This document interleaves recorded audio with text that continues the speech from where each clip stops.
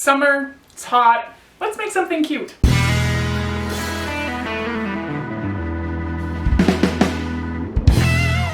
Okay, for real though, I gotta turn my air conditioning off to film. Alright, I'm done complaining. Okay, so today we're gonna make two really easy summer cover-ups. One's a little bit more involved than the other, but I'm doing it out of sheer fabric. If you didn't use sheer fabric, it would be so much easier. But even so, I'm going to show you the 3 different seam finishes that I used on that sheer fabric, and then we're going to make like a super easy lace cover-up as well. These are fantastic for summer. They're great to throw over shorts and a tank top. They're great to throw over your bathing suit. When you want to be a little bit more covered up, but you don't want to be dying of the heat. So I'm using this beautiful sheer fabric. Okay, this project has actually been in the queue for the past 2 summers, and I've never sewn it because I couldn't find trim that I really wanted. I even like made a whole video last summer about going trim shopping, but more I just wanted to show off like my favorite fabric store to everybody than anything. And I bought trim and it wasn't right. It wasn't what I wanted. And so the project didn't get done again for the 2nd year in a row. This year though, I could not find a perfect trim, but then dye it the perfect color and that would work. So this trim that I'm going to use is like this, and it was originally white and I dyed it purple. Legitimately dyed it purple, not like that time that I tried to dye a skirt black and it came out purple. This is the right color.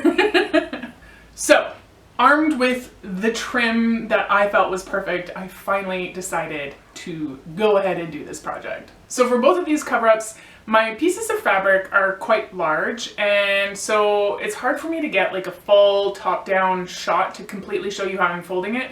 So I'm going to start off by using a piece of paper and show you how I'm folding my fabric by folding my paper that way, okay? But before we get to that, one small note: if you are using something that is slinkier or sheer, I recommend when you do fold it to go and clip all of your edges together.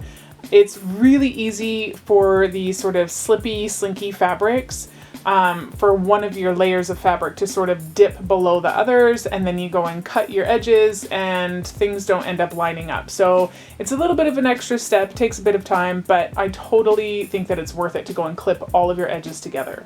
Alright, so pretending this is my fabric, I'm going to take my fabric and I'm going to fold it top to bottom so that the open edge is towards my feet.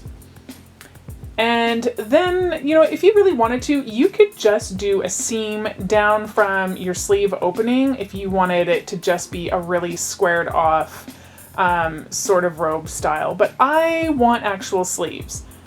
So there's a couple options. You could just square it off and make like a proper looking sleeve, or you could round it, and that is what I decided to do. And then with all of your layers together, you just go ahead and cut it. I felt like having a rounded edge would just make it easier for doing the French seam that I had to do rather than having a corner in there. It's really just personal preference. Once I decided on the shape that I wanted, I measured down for the opening of my sleeve, which, I mean, as long as your hand fits through it, it can be as narrow or as wide as you like. My sleeve opening was partially decided upon based on how much trim that I had. But once you figured out that shape, go ahead and pin around where your cut line is going to be, and that'll just hold all the layers of fabric together while they're being cut, so everything winds up the exact same shape. So once I've done that, I go and mark in my fabric where that sort of center point is. I open up my fabric and I fold it back arm to arm. Now I need a little bit of room for my neck to come out of, obviously, so a little bit beyond that center mark, I'm going to just make a rounded shape. And then if you want to, you can go from that rounded shape all the way straight down, or you can go kind of on an angle into the center. It's, again, total personal preference. There aren't really very many rules here. I'm going to go for the straighter version for my robe. Once you've got everything cut, you can go ahead and assemble your robe.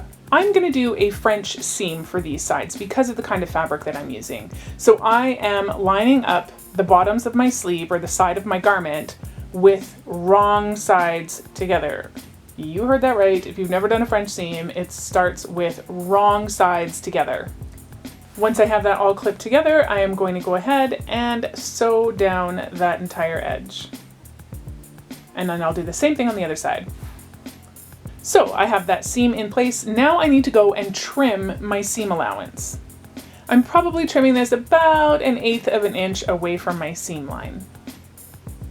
Then I'm going to fold the garment wrong side out. Now typically I would want to press this really well, and I will press it, but this fabric doesn't really take a crease.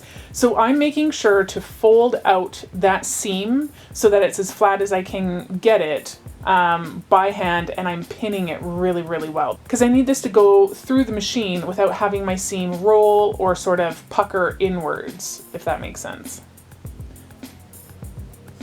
Now I've got that all pinned in place, I'm going to go back over this seam and I am going to stitch it again. And here we go, that's the finished seam. So all my raw edges are folded inside the seam. So everything is nice and tidy. I don't have to worry about this fabric fraying, and this fabric loves to fray. And if you look at it from the other side, the seam is gorgeous. It's just perfect. I love French seams, they're my absolute favorite. Now that my French seams are done, I'm going to take my rolled hem foot and I am going to roll the collar opening. If you want more help on learning how to do that, I have a video for you that I've linked below. Okay, let's go over the third seam finish. So I'm putting this trim on the inside of the garment, upside down. I promise it'll all make sense, but it is definitely on the inside of the garment, upside down. Looks right side up from our perspective right now, but that's just because that's how I need to work. Once I have that all pinned on, I'm gonna go and stitch it on about 1 centimeter-ish down from the top of the trim. There's no exact place for you to do this on your trim. Just look for a place that is sort of a strong spot in your lace. All right, so that first seam is on. Now I'm going to flip that over, and again, I'm going to trim my seam allowance of just my sheer fabric off of the back. All right, trimming done. We are now seeing the outside of the garment, or the right side of the fabric. Now when I flip that trim down, it is on the right side of the garment, it is facing the right way, and what's going to happen is I'm going to run another line of stitching near the top of that trim, and it will completely encase all the raw edges of my fabric. Again, it will leave it so that none of my raw edges are showing. I don't have to worry about fraying. It's all nicely tucked in there.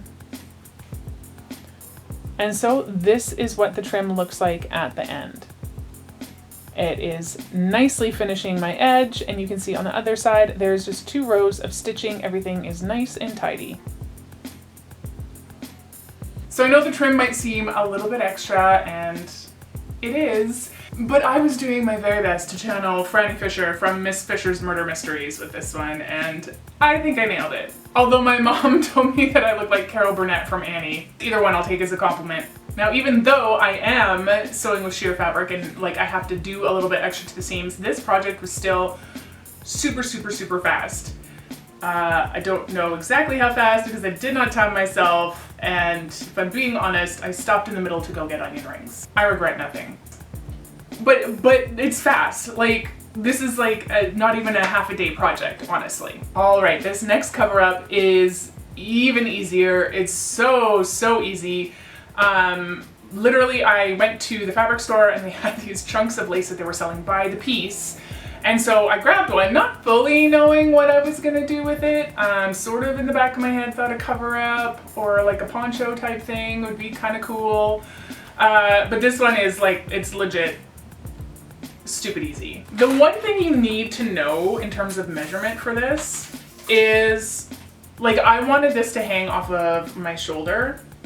So getting kind of like an idea of what that measurement is going to be, but err on the side of too small, because you can always try it on, and if the hole's not big enough, then you can make it bigger. But I mean, you can make it smaller, but you're gonna see it, right? Okay, before I go and fold this fabric so that I can do my cutting, I'm going to just trim off this salvage edge, and I'm just sort of following the big flowers in the lace. It'll be fine, it's not gonna fray or anything like that with this kind of lace. but it's just going to give me sort of a nicer finished edge. If you wanted to, and you had this sort of selvage mesh edge on your lace, you could absolutely just fold it under and hem it if you wanted to. It's just a personal preference thing. My other edges have sort of a scalloped edge, so I kind of wanted to be able to mimic that as well. So back to our handy piece of paper, we're going to fold this the same way. We're going to fold it top of the page to the bottom of the page, and then we're going to fold it from side to side. All right, so here is my folded corner, okay? My open edge is off the screen, you can't see it. I'm going to mark half of the length that I want, or a quarter of the total circumference of my neck opening.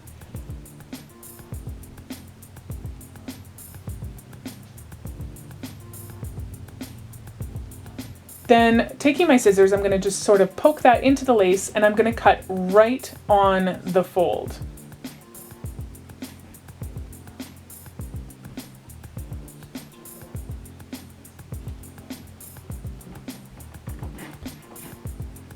Now here's the part that's dead simple. I am just going to fold this open, and that will make my neck opening. And then I'm going to use a zigzag stitch because this lace has a little bit of stretch to it. And I'm going to stitch this open. It really is as easy as that. The one thing to keep in mind here is that you might want to put a bar tack or something sort of right at the corners of the neck opening, just because it is going to be a weak point and you don't want your neck hole to like rip open and wind up bigger. Once my neck is done, then I have just marked with a pin. This part is where the sleeve is, where the armhole needs to be. And then from that down, I'm gonna stitch. If you wanted to, you could absolutely leave it open and have it more of like a poncho style if you wanted to. I wanted mine to be closed more like a shirt, so I'm just gonna stitch from the pin down. And ta-da!